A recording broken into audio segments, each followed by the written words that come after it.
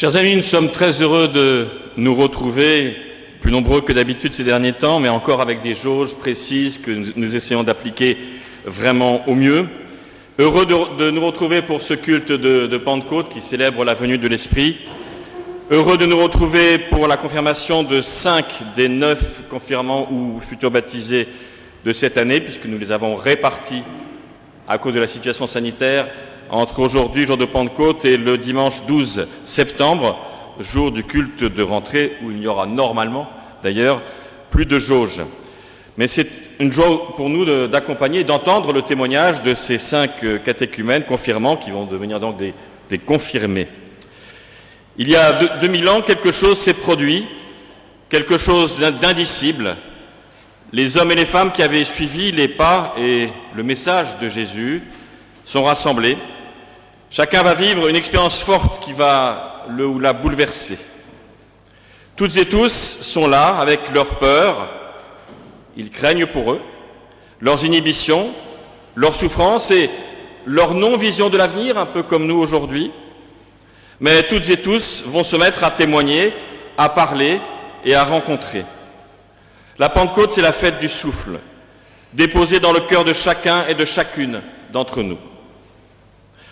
La Pentecôte, c'est la fête du mouvement, de la recréation. Alors ce matin, qui sommes-nous, Seigneur, devant toi, dans notre prière? Quelles sont nos peurs, nos inhibitions? Quelles sont nos inquiétudes, nos réserves, nos timidités? Oui, Seigneur, accompagne-nous durant ce culte. Aide-nous à nous ouvrir au monde et à ta parole, à faire de nous des serviteurs. Ouvrons nos portes et nos fenêtres, abattons nos murs intérieurs qui nous empêchent de marcher dans la vie. Recevons ce souffle au cœur de notre intime. Amen. Et nous allons entendre comme chant d'entrée Kumbaya, chanté par la chorale.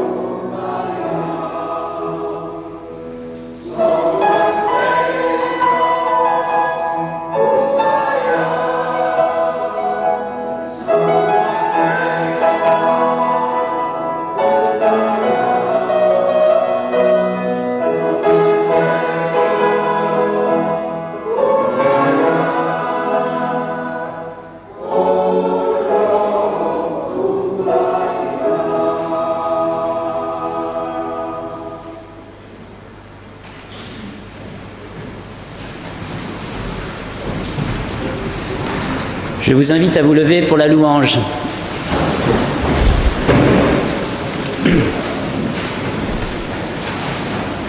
Ton nom passe dans notre histoire comme passe la source au désert. Que savons-nous de toi, sinon cette faim en notre cœur qui nous tient vivants? Depuis l'aube des temps, tu es. Et ton nom résonne de 1000 noms au creux de nos vies. Nom de route, au jour où monte la tentation de s'arrêter. Nom de paix, dans la violence qui barre nos relations. Non de tendresse, quand la morsure de la solitude se fait vive. Non de confiance, aux nuits où l'angoisse déborde. Non de vérité, quand tout ressemble à rien. Non d'avenir, quand demain se dérobe. Depuis l'aube des temps, tu es. Et ton nom, chaque jour, nous invente un chemin. Au silence de nos cœurs, viens souffler ton nom pour aujourd'hui. Et je vous invite à chanter le cantique 35-21, les 3 premières strophes. Le 35-21.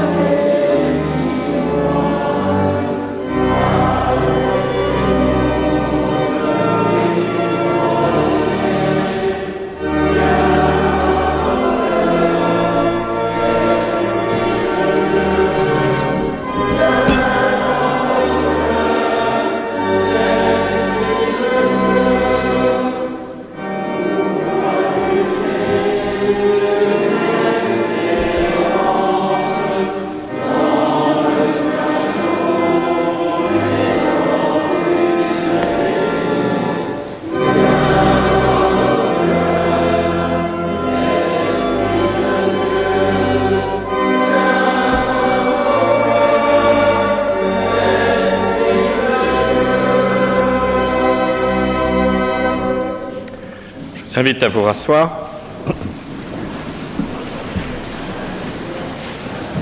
Et avant d'entendre ces 2 textes bibliques que je vous propose ce matin pour ce jour de Pentecôte, je vous invite encore à la prière. Oui, Éternel, notre monde est confiné, nos esprits parfois aussi. Nous avons besoin de souffle, de mouvement, de liberté. Mais nous avons besoin non pas d'une liberté pour faire tout et n'importe quoi, mais nous avons besoin de liberté pour trouver un sens à nos existences et au monde. Alors nous t'en prions. Fais surgir de ces textes écrits de la main des hommes cette parole de sens, ta parole, que nous puissions les recevoir et en devenir à notre tour les porteurs. Amen.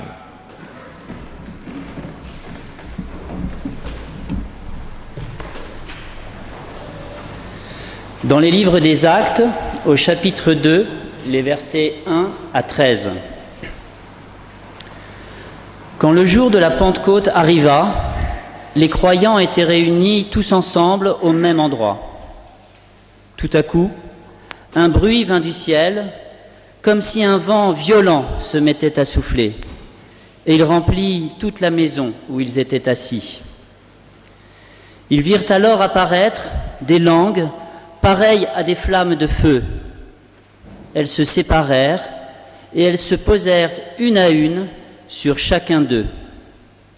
Ils furent tous remplis du Saint-Esprit et se mirent à parler en d'autres langues selon ce que l'Esprit leur donnait d'exprimer. À Jérusalem vivaient des Juifs pieux venus de tous les pays du monde. Quand ce bruit se fit entendre, ils s'assemblèrent en foule. Ils étaient tous profondément surpris, car chacun d'eux entendait les croyants parler dans sa propre langue. Ils étaient remplis d'étonnement et d'admiration et disaient « Ces gens qui parlent, ne sont-ils pas tous Galiléens ? Comment se fait-il alors que chacun de nous les entende parler dans sa langue maternelle ? Parmi nous, il y en a qui viennent du pays des Parthes, de Médie et d'Élam. Il y a des habitants de Mésopotamie, de Judée et de Cappadoce, du Pont et de la province d'Asie, de Phrygie et de Pamphylie, d'Égypte et de la région de Cyrène en Libye. Il y en a qui sont venus de Rome, de Crète et d'Arabie. Certains sont nés juifs et d'autres se sont convertis à la religion juive. Et pourtant, nous les entendons parler dans nos diverses langues des grandes œuvres de Dieu. Ils étaient tous remplis d'étonnement et ne savaient plus que penser. Ils se disaient les uns aux autres « Qu'est-ce que cela signifie ?» Mais d'autres se moquaient des croyants en disant « Ils sont complètement ivres ». Puis au psaume 119, les versets 161 à 175.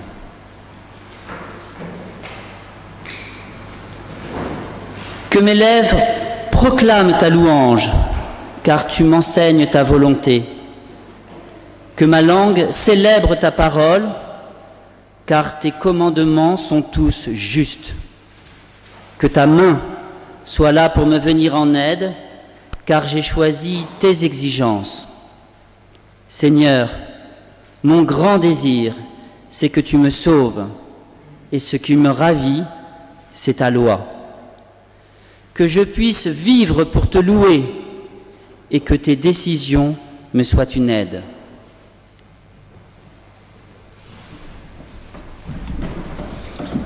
Seigneur, ta parole est vérité, sanctifie-nous par ta vérité. Et je vous propose de vous lever pour chanter le cantique 35-14, le 35-14.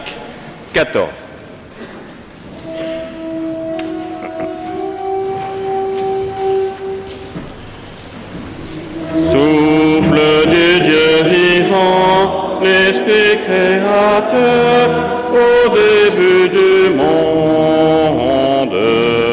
Souffle du Dieu vivant, l'Esprit créateur couvrait le chaos.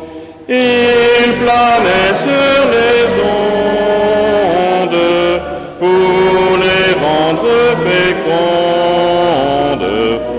Souffle du Dieu vivant, l'Esprit créateur planait sur les eaux.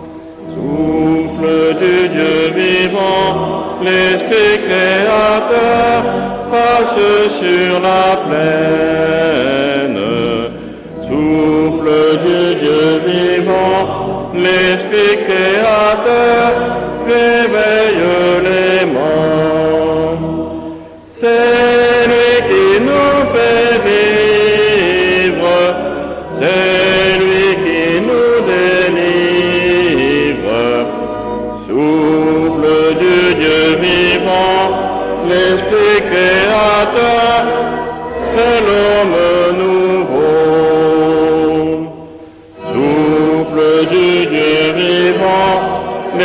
créateur rassemble les hommes. Souffle du Dieu vivant, l'Esprit créateur n'en fait qu'un seul corps. Au jour de Pentecôte, enflammant les apôtres, souffle du Dieu vivant, l'Esprit créateur emplit l'univers. Je vous invite à vous rasseoir.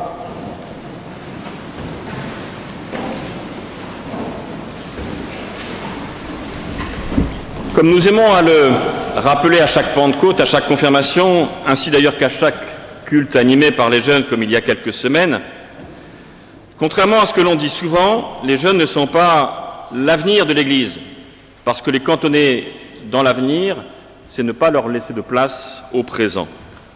Ils en sont donc autant le présent, autant que chacune et chacun d'entre nous, et les 5 qui vont confirmer vont effectivement nous le confirmer aussi.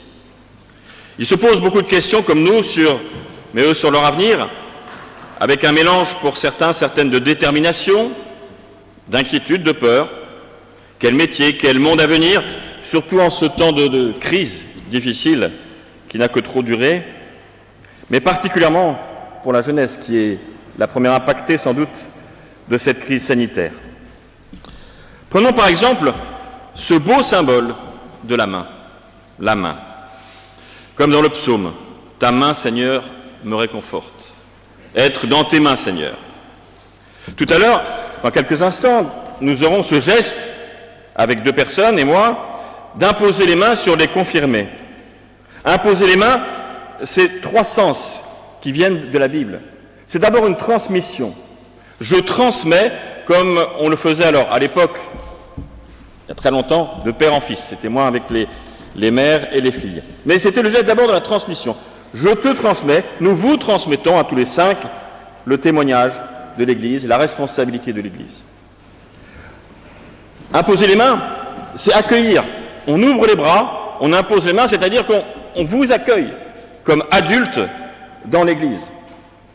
Imposer les mains, enfin, c'est envoyer dans le monde, comme si on vous poussait un peu.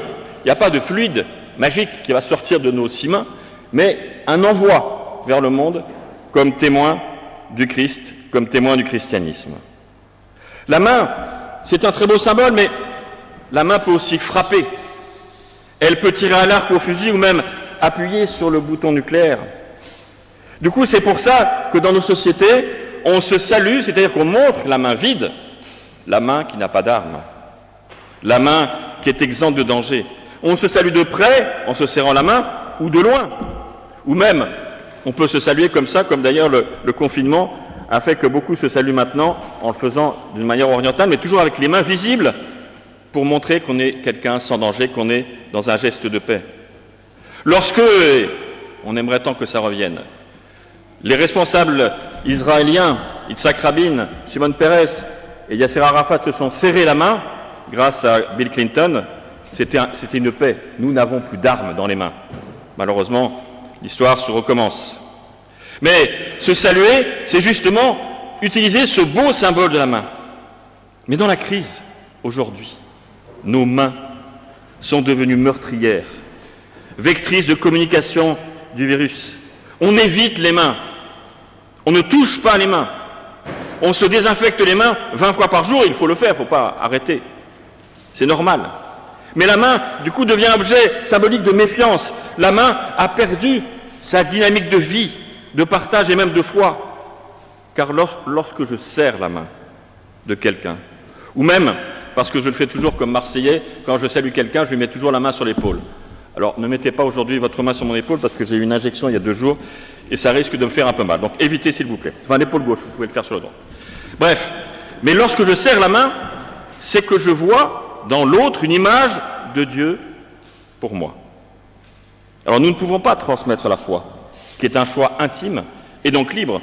Ce sera pour ça d'ailleurs que leurs phrases, leurs réflexions, leur préparation, nos entretiens, c'est vraiment personnel, personnalisé. on ne transmet pas la foi. Ce n'est ni moi, ni Vincent comme catéchète, ni vous les familles qui avez transmis la foi. Vous pouvez en revanche, nous pouvons en revanche, donner des éléments de réflexion, être des témoins nous aussi. Nous pouvons et nous devons témoigner de notre foi et apporter une culture biblique, mais la foi, elle, leur appartient, nous appartient.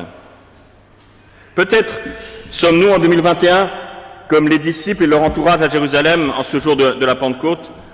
Cette première communauté avait peur, ne savait pas de quoi leur lendemain serait fait et vivait dans la mémoire du passé, dans la vie d'avant qu'on aimerait retrouver. Mais il n'y aura pas après de vie d'avant, ce sera la vie d'après, ce sera la vie de demain. Eh bien, les voilà comme confinés parce qu'ils sont confinés. Ils ont peur pour leur vie. Et c'est là, dans ce récit précis de la Pentecôte, que vont intervenir deux éléments essentiels qui sont encore la base de notre conviction chrétienne aujourd'hui. D'abord, le don de l'Esprit. Il est singulier, personnalisé, sous forme de langue de feu pour chacune et chacun. D'ailleurs, contrairement, je le répète chaque fois, mais contrairement à une représentation, ce ne sont pas les 12 ou les 11 apôtres qui sont là. C'est eux, mais au moins 200 autres personnes. Il y a donc des hommes et des femmes qui sont là, les premières communautés chrétiennes, et tous et toutes reçoivent, symboliquement bien sûr, cette petite flamme, c'est-à-dire le don personnalisé. Mais tous auront un point commun, c'est qu'ils vont passer de l'hésitation, de la timidité, de la peur, au courage, et à un discours et une action tournée vers l'espérance et tournée vers l'extérieur. Du confinement, ils vont se déconfiner. Cela signifie quelque chose pour notre monde, tant marqué aussi par la méfiance de l'autre, des autres, qui deviennent très souvent pour nous des menaces. L'événement de la Pentecôte, c'est l'antidote contre tous les replis qui mènent aux méfiances. Une histoire juive d'ailleurs, racontée par un de mes amis rabbins, dit que si un juif se retrouve sur une île déserte, il va construire 2 synagogues, une où il ira et l'autre où il sera sûr de ne jamais aller.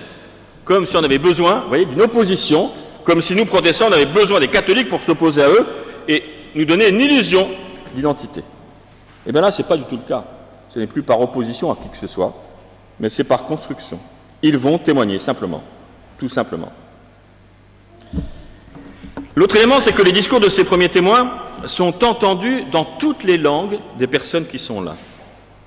Une fois que l'on est passé donc du négatif au positif, du confinement au déconfinement, il vous faut, tous les 5, mais vous tous, vous toutes et moi aussi, trouver les mots pour être compris. Pas simplement dire sa conviction, mais la dire d'une manière telle que l'autre, celui à qui je parle, peut comprendre. Alors peut-être qu'il faut parfois même réviser nos langages chrétiens qui ont une certaine routine et qui veulent parfois, pour nos contemporains, plus dire grand-chose. Peut-être nous faut-il réinventer une langue spirituelle. Parce que la foi, je le dis souvent aux catéchumènes, c'est une recherche. Pas une vérité comme ça. C'est une recherche. Un verset dit « examinez tout et retenez ce qui est bon ». La science est un savoir, mais la foi est une recherche. Vous n'avez évidemment pas à croire que le monde a été créé en 6 jours et que M. Adam a rencontré Mme Ève, qui en plus est sortie de sa côte. Mais vous avez à chercher au travers des textes tous ces symboles qui ouvrent à des interprétations qui donnent sens à vos vies. C'est cela aussi l'essentiel. Vous êtes, nous sommes, comme celles et ceux qui à Jérusalem ont reçu l'Esprit Saint. Et je voudrais en tirer 3 idées pour vous 5, mais pour nous tous aujourd'hui. D'abord, vous êtes, nous sommes, chacun, chacune, une parabole de l'Église. Un seul esprit, je le disais, mais donné à chacun, chacune, nous sommes des interprètes. En même temps, nous sommes, aujourd'hui particulièrement, tous rassemblés dans la diversité de nos convictions, de nos parcours, de nos origines, et c'est ça qui fait la force. Nous sommes chacun parabole de l'Église, et en même temps, nous formons, en nous rassemblant dans cette diversité qui respecte. Et les 5 catéchumènes ont eu un mot d'ailleurs dans leur dossier de préparation et dans les entretiens que j'ai eus avec eux, qui est revenu 5 fois, c'est le mot de liberté. Ils ont tous apprécié le ton de liberté que nous avions au catéchisme sans esprit de jugement. Eh bien, nous sommes dans cette diversité sans jugement, libre. Ensemble et chacun, nous passons de la peur, parfois, à l'audace du disciple qui écoute, à l'apôtre qui proclame. Nous sommes, vous êtes, tous les 5, et les 4 qui vont suivre en septembre, appelés à devenir, comme nous, les voix de l'Église. Car ce n'est pas seulement les pasteurs ou les présidents qui parlent, c'est nous tous, c'est ça l'Église. Nous avons le souci de nous adapter pour être compris. Nous sommes interprètes et traducteurs, chacun, comme le dit le texte, dans sa langue maternelle. La deuxième idée que je voudrais tirer de cela, parabole de l'Église, donc, c'est qu'effectivement, et j'insiste vraiment, la foi est un jeu, pas un jeu J-E-U, mais un jeu, moi, parce que c'est personnel, et l'Église est un nous. Pour nous, la foi, c'est d'abord une question, une recherche personnelle que l'on va entendre. Mais c'est aussi un nous, l'Église ecclésia, c'est-à-dire la communauté, c'est un appel à former ensemble une communauté. Là encore, dans notre monde, élargissons ce symbole. Dans notre monde où, parfois la contrainte du confinement, parfois la peur de l'insécurité, parfois la peur du chômage ou toutes les peurs qui nous gagnent, font qu'on a du mal à passer de ce jeu au nous, de ce moi-je à vivre en communauté. Il y a peut-être là comme une parabole d'un monde à venir, où chacun, chacune, nous sommes dans cette liberté personnelle, et en même temps, nous formons communauté. Enfin, vous êtes, nous sommes, parabole de l'universel humain. Nous sommes comme celles et ceux qui ont entendu les paroles des apôtres, nous sommes venus d'horizons différents, de pays, de milieux différents, de parcours différents, mais nous voici. La foi, c'est donc un parcours, et aujourd'hui, la confirmation représente comme une photographie de votre parcours, mais nous refusons ici, en tout cas clairement, dans cette Église, tout dogmatisme qui sclérose la foi. Nous voulons et nous revendiquons la liberté de l'intelligence humaine. La confirmation que nous allons vivre dans quelques instants, c'est comme une photographie solennelle, effectivement, d'un moment, d'un parcours fondamentalement libre. Comment, en quelques mots, quelques phrases, pourrions-nous nous aussi témoigner de notre foi? Lorsque vous allez les écouter tout à l'heure, posez-vous la question, et moi je dirais quoi? La consigne qu'ils avaient, c'est de préparer une phrase qui commence par « pour moi, la foi, c'est ». 3 petits points. Posez-vous la question, pour vous, chacune, chacun. Qu'est-ce que vous diriez à leur place? Pour moi, la foi, c'est. Je vous laisse réfléchir dans les heures à venir, car je crois qu'il ne faut pas une seconde pour cela, mais continuez après ce culte à réfléchir à cela. Mais en tout cas, comme les hommes et les femmes de Jérusalem, ici à Batignolles, nous sommes ensemble et chacun la main dans la main. Amen.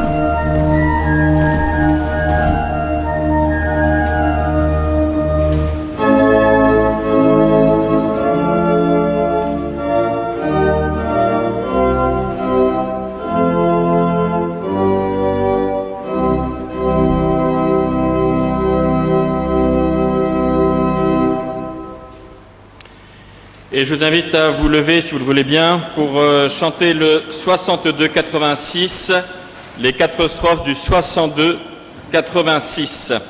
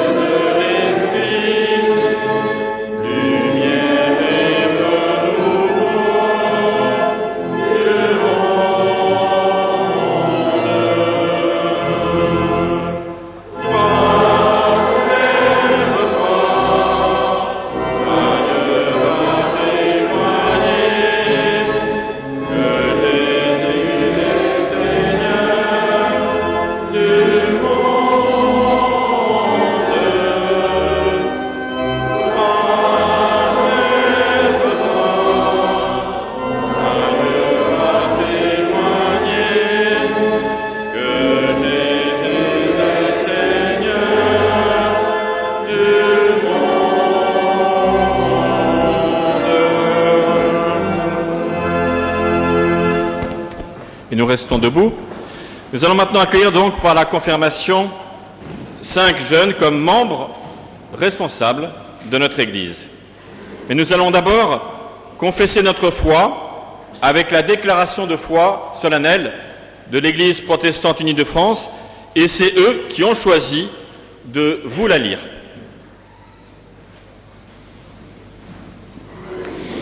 L'Église protestante unie de France le proclame avec les autres églises chrétiennes.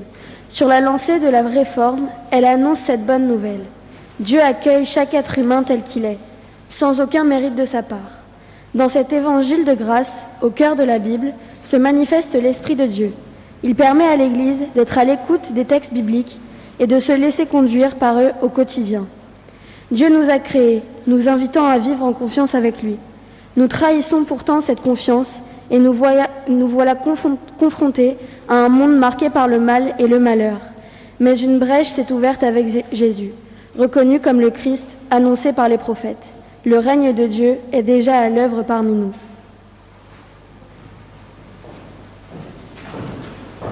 Nous croyons qu'en Jésus, le Christ crucifié et ressuscité, Dieu a pris sur lui le mal. Père de bonté et de compassion, Il habite notre fragilité et brise ainsi la puissance de la mort. Il fait toutes choses nouvelles. Par son Fils Jésus, nous devenons ses enfants. Il nous relève sans cesse, de la peur à la confiance, de la résignation à la résistance, du désespoir à l'espérance. L'Esprit Saint nous rend libres et responsables par la promesse d'une vie plus forte que la mort. Il nous encourage à témoigner de l'amour de Dieu en parole et en actes. Dieu se soucie de toutes ses créatures. Il nous appelle, avec d'autres artisans de justice et de paix, à entendre les détresses et à combattre les fléaux de toutes sortes. Inquiétude existentielle, rupture sociale, haine de l'autre, discrimination, persécution, violence, surexploitation de la planète, refus de toute limite.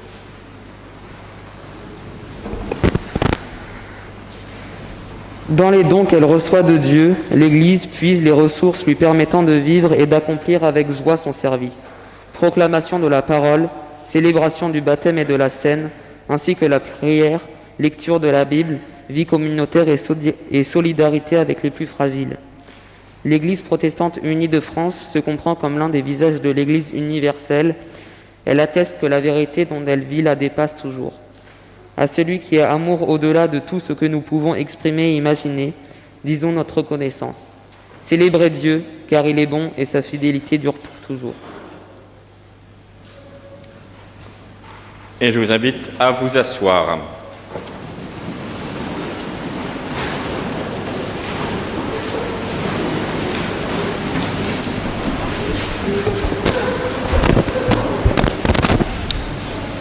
Lou Biloué, Christian Ekoué, Marie-Noélie Ekoué, Barbara von Kageneck, Gabriel Ladrière Lopez, vous faites aujourd'hui votre confirmation.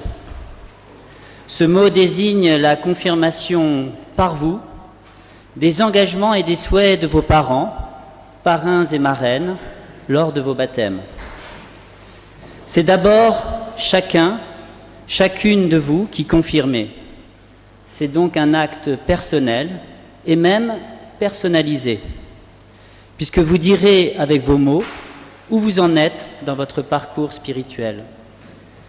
Vous affirmez néanmoins que vous faites partie de la grande famille chrétienne et que le visage immédiat de cette Église universelle est l'Église protestante unie de France. C'est nous ensuite qui vous confirmons comme faisant partie de notre Église. Nous vous considérons désormais comme membres responsables de l'Église, c'est-à-dire co-responsables de son présent comme de son avenir. Vous pouvez y prendre des responsabilités, par exemple en participant désormais au groupe de jeunes, ou pour l'un d'entre vous qui souhaite participer même à la domiciliation. Cela n'enlève pas votre liberté d'interprétation et d'initiative dans cette grande famille de l'Église. Ce moment est aussi un accueil officiel à la table de la scène. Même si vous avez pu communier avant, vous êtes solennellement accueillis. Alors je vais vous appeler un par un, désormais, pour que vous puissiez témoigner de votre foi. Lou, je t'invite à t'approcher et à te mettre donc ici. Avec l'Église universelle, veux-tu confesser la foi chrétienne ? Alors Lou, je suis très heureux de t'accueillir. Tu n'es pas la première de ta famille, puisque j'ai eu la chance d'accompagner la fratrie, Elisa qui est là, Barthélemy qui est là, qui m'ont donné du fil à retordre. Mais heureux d'avoir accompagné toute la fratrie. Ça, c'est vraiment pour moi un grand bonheur de pasteur. Chacun d'entre vous avait largement animé les séances de caté et tu n'as pas dérogé à cette règle, en parlant comme une mitraillette. Mais aussi bien, et je dois le dire, dans l'humour que dans la réflexion et le débat. Toujours, tu as participé à nos débats, nos discussions, en apportant vraiment de belles contributions. Tu as apprécié cette liberté de ton que nous avions entre nous. Alors continue dans cette voie et cultive ta foi, que je sais vraiment être sincère.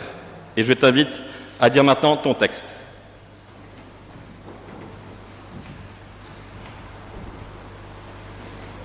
Pour moi, la foi, c'est faire le choix de croire en Dieu, tout en gardant la liberté de penser qui est propre à l'Église protestante.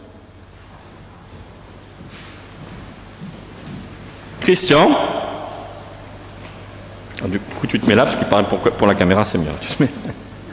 Christian, avec l'Église universelle, veux-tu confesser la foi chrétienne? Alors, Christian, j'allais dire, il ne parle pas comme une mitraillette parce que c'est le plus timide. On en a parlé hier d'ailleurs. Le plus timide des catéchumènes, mais c'est pas grave du tout. Faut pas du tout s'en vouloir, au contraire. Nous ne t'avons pas beaucoup entendu, mais je sais, parce que tu me l'as dit aussi, combien le caté t'a apporté, car tu as une vraie richesse intérieure et aussi, m'as-tu dit, des occasions de dialogue, par exemple en famille. Alors cultive ton jardin secret, intérieur, c'est ça le plus important, et que ça te fasse vivre, sois en tout cas le bienvenu dans notre Église. Et je t'invite à dire ton texte. Pour moi, la foi, c'est croire en quelque chose, et c'est important d'y vivre dans la présence, dans l'espérance.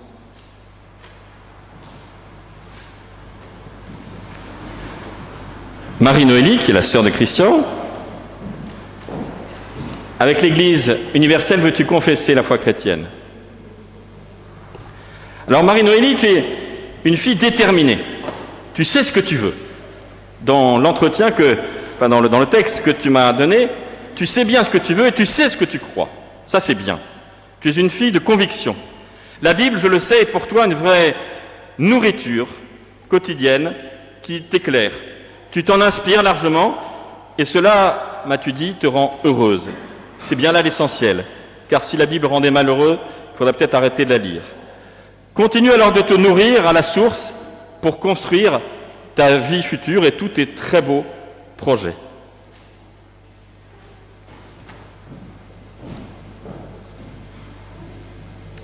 Pour moi, la foi, c'est croire que demain sera meilleur, ne jamais perdre espoir et toujours voir le bon côté des choses, car nous croyons en Dieu et son Fils Jésus, qui nous accompagne à chaque instant.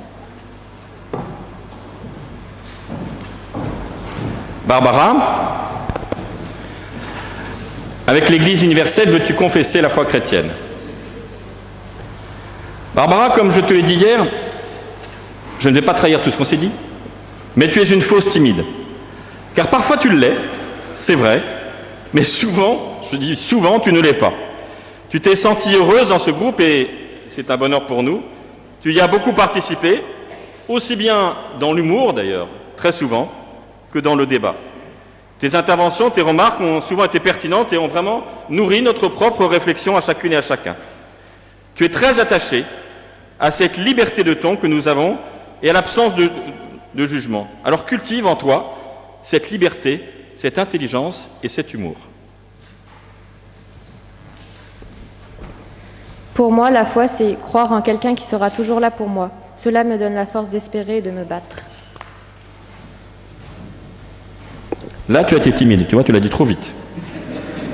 Tu reviens? Allez, tu vas aller plus lentement. Plus lentement, allez. Pour moi, la foi, c'est croire en quelqu'un qui sera toujours là pour moi. Cela me donne la force d'espérer et de me battre.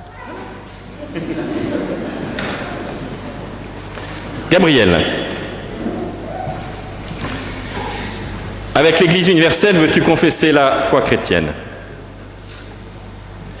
Alors Gabriel, comme tout à l'heure Lou, c'est aussi une fratrie parce que j'ai accompagné Esther auparavant. Non mais je l'aime beaucoup Esther.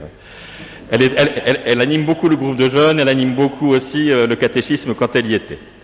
Mais c'est vraiment un bonheur pour moi d'accompagner votre fratrie. Et comme elle, tu as été très différemment, mais très présent dans nos séances. Peut-être au début avec hésitation, timidité, mais très vite tu as pris de la maturité et de l'aisance, aussi bien dans nos discussions, nos débats.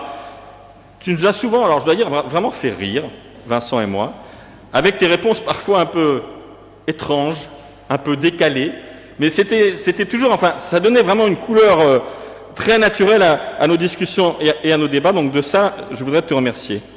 Ça ne veut pas dire que tout ce que tu disais était décalé, parce que tu as aussi eu des interventions que j'ai trouvées particulièrement remarquables. J'en ai même encore quelques-unes en tête. Alors toi aussi, tu nous as dit combien cette liberté, justement, était importante pour toi. Alors cultive-la.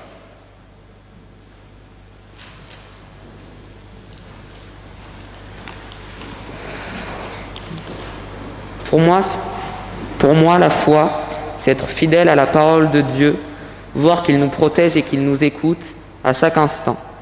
Être libre de croire ou non.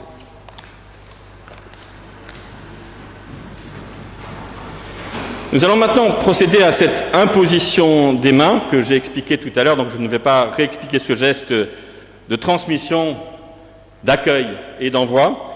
Et pour cela, je vais être accompagné de Vincent Guéguin qui partage le culte avec moi, mais qui est le catéchète de ce groupe de catéchisme, enfin maintenant ex-groupe de catéchisme pour eux, et Ernestine Lawson au nom du conseil presbytéral.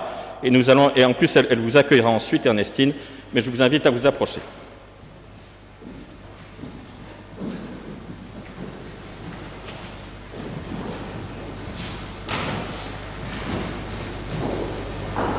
Le Seigneur vous bénit, c'est-à-dire qu'il dit du bien de vous. Il vous accueille, il vous transmet, il vous envoie. Vous êtes désormais adultes dans l'Église, vous êtes prêtres de l'Église, vous êtes témoins du Christ ressuscité. Partez dans vos vies comme témoins enthousiastes et heureux. Amen.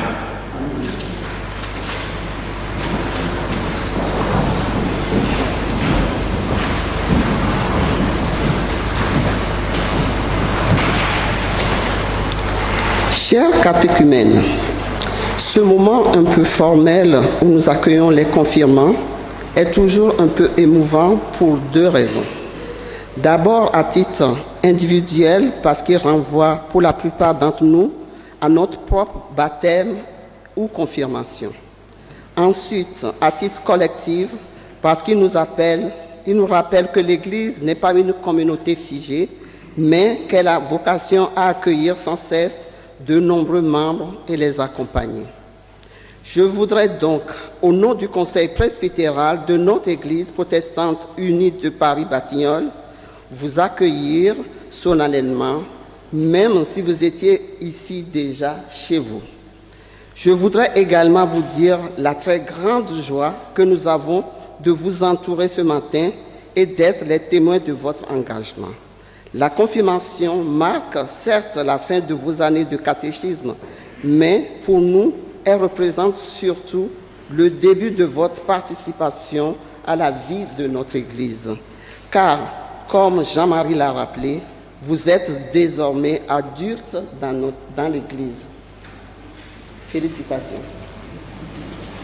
Oui.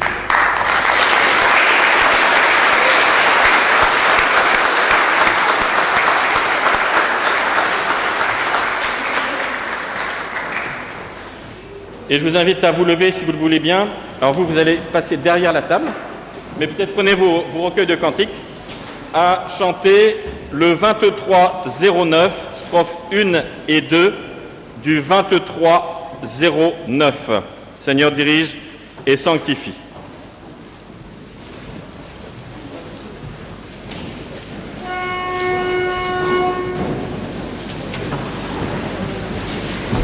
No.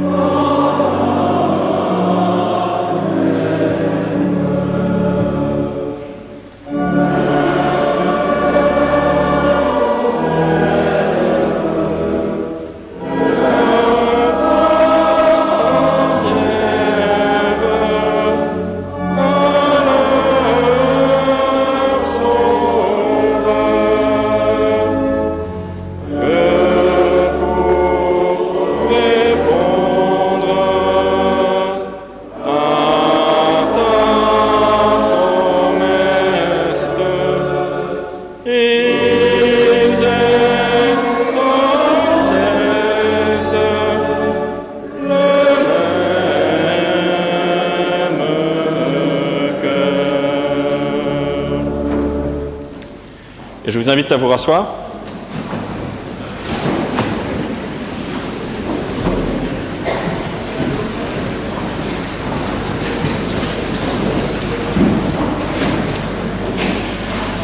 Un jour, il y eut au milieu de nous un homme de chair et de sang, un homme perdu dans la masse des pauvres. Ton esprit s'est posé sur lui, il se disait le Fils de l'homme, il t'appelait son Père. On l'appelait Jésus. Nous apprenons de lui qu'il a un nom, Dieu avec nous, Dieu dans le monde, Dieu sauveur. Parce qu'il a été cette voix dans un corps, douce et fraternelle à nos oreilles. Parce qu'il a été un ami, nous montrant ta fidélité envers les petits et les pécheurs. Nous pouvons te bénir et te louer. Au nom du Christ, Jésus. Amen.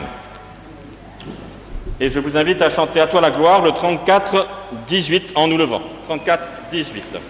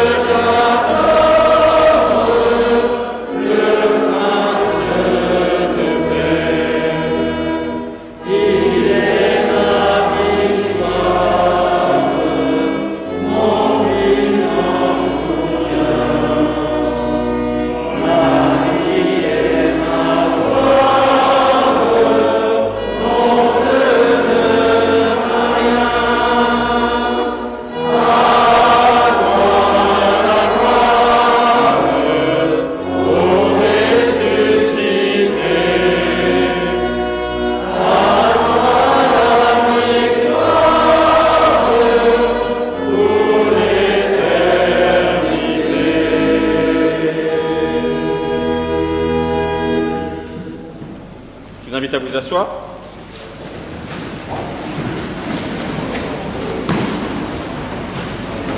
La nuit de sa passion, Jésus était avec ses disciples.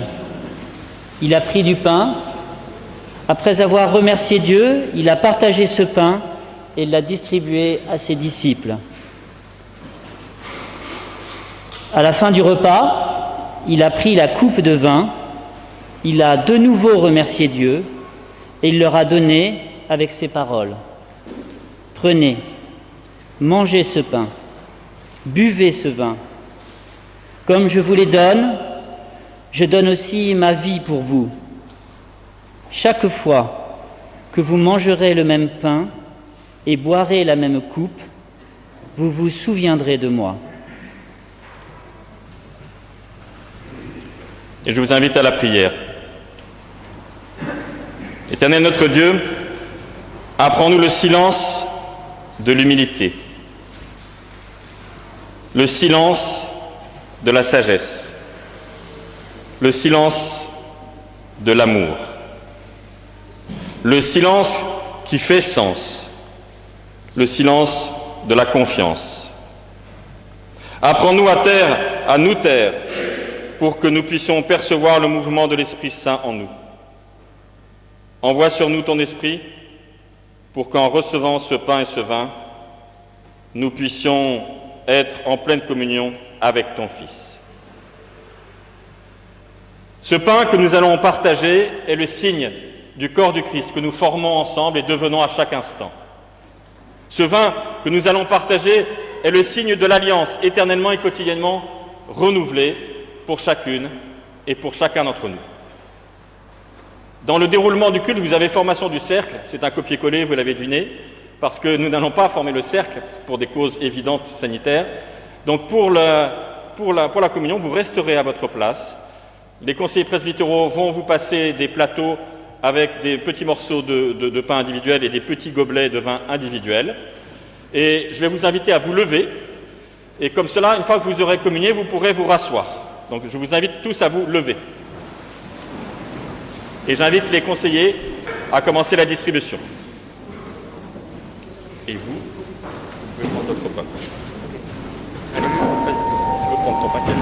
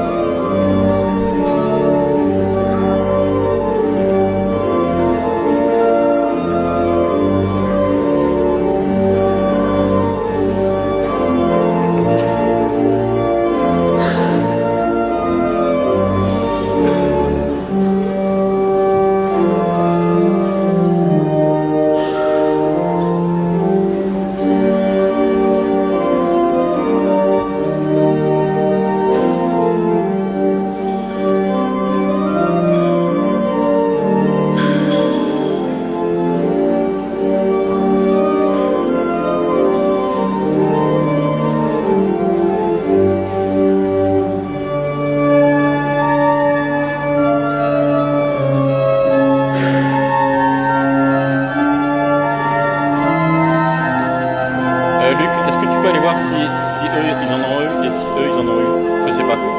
Et c'est bon? Oui, bah, c'est la bon, ça regarde.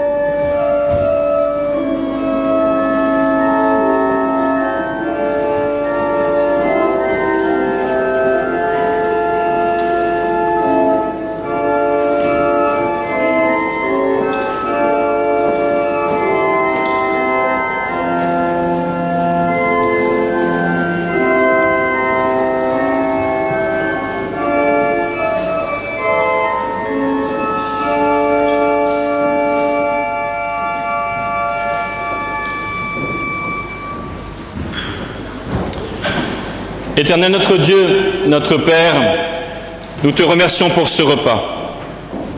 Tu nous as rendus proches de toi. Élargis l'espace de notre vie. Donne-nous de cueillir, d'accueillir, de recueillir les êtres et les événements qui surviennent sur nos chemins. Nous ne pouvons pas faire cela sans toi, alors accorde-nous, Seigneur, ta force et ton amour. Et parce que nous sommes tes enfants, nous pouvons te dire ensemble cette prière que Jésus lui-même nous a enseignée, qui est partagée par tous les chrétiens. Notre Père, qui es aux cieux, que ton nom soit sanctifié, que ton règne vienne, que ta volonté soit faite sur la terre comme au ciel. Donne-nous aujourd'hui notre pain de ce jour. Pardonne-nous nos offenses, comme nous pardonnons aussi à ceux qui nous ont offensés. Et ne nous laisse pas entrer en tentation, mais délivre-nous du mal, car c'est à toi qu'appartiennent le règne, la puissance et la gloire. Pour le siècle des siècles. Amen. Et je vous invite, vous, à retourner à vos places.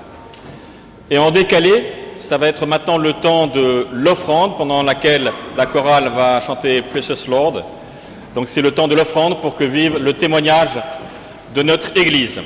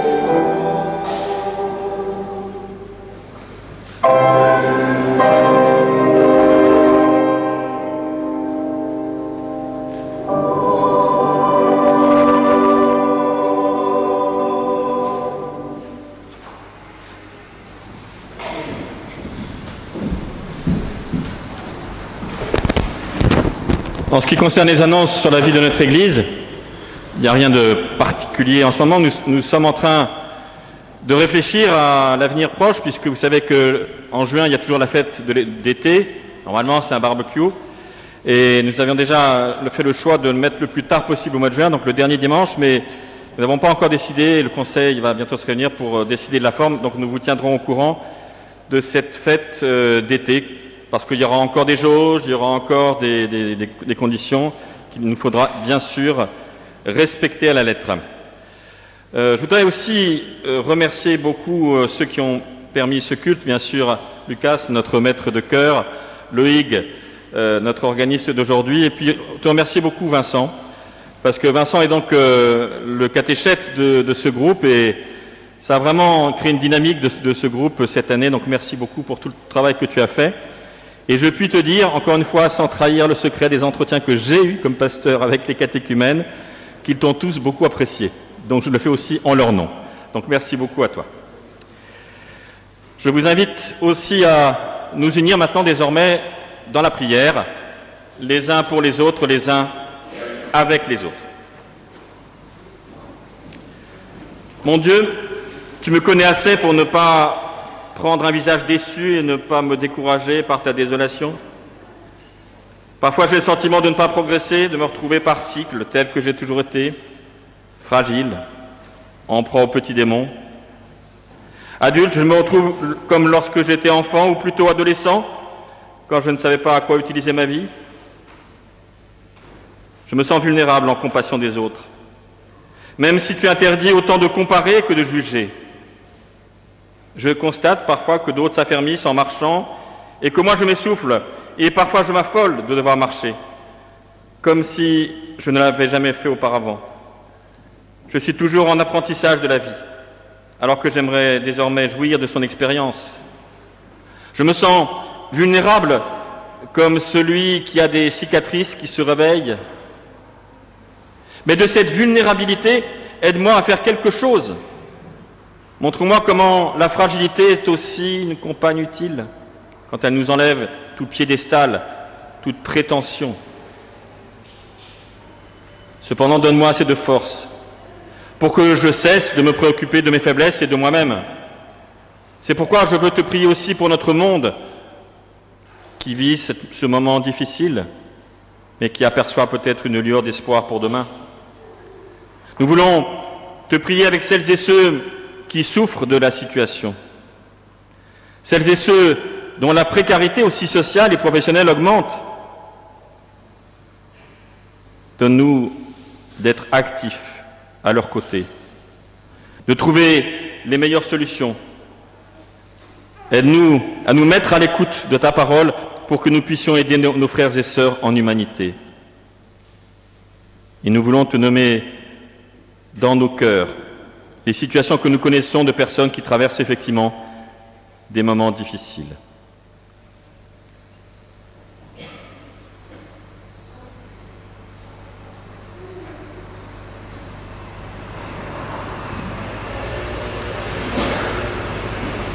Oui, Éternel, tu es un Dieu qui n'a pas honte de notre nature friable, puisque nous sommes faits de poussière et que tu souffles la vie même sur les eaux desséchées.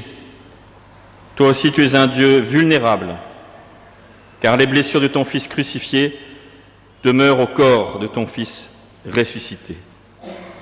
Amen. Et je vous invite à vous lever pour recevoir l'exhortation et la bénédiction.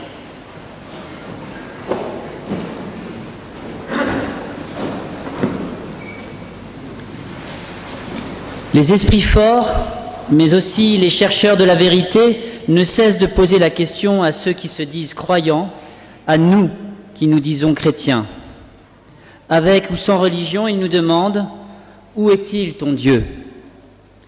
Heureux celui qui, par sa parole et sa vie, leur ouvre les Écritures et se met en route avec eux vers Dieu toujours renouvelé.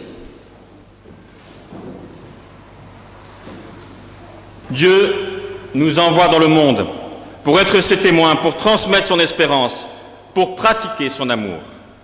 Que notre recherche de ce royaume soit sereine, active et joyeuse. C'est possible car Dieu nous bénit. Il est proche de chacun et de chacune d'entre nous. Il nous transmet, il nous accueille, il nous envoie. Il nous donne sa paix, sa joie et la chaleur de son amour. Il nous bénit avec toutes celles et tous ceux qui le cherchent. Amen. Et pour terminer ce culte, je vous invite à chanter le 35-19, les 3 strophes j'imagine. Oui, les 3 strophes du 35-19.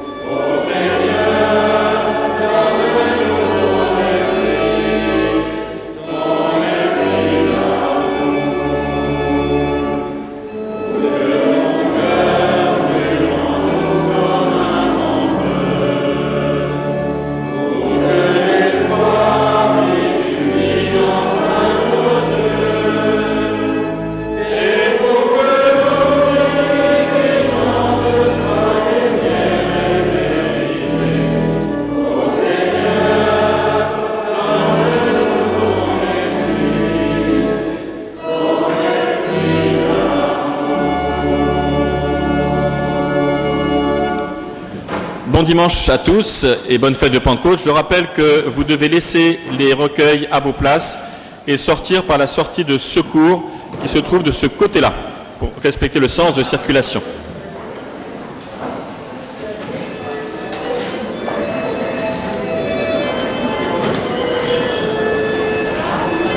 Ça va, nous, t'es rassuré ?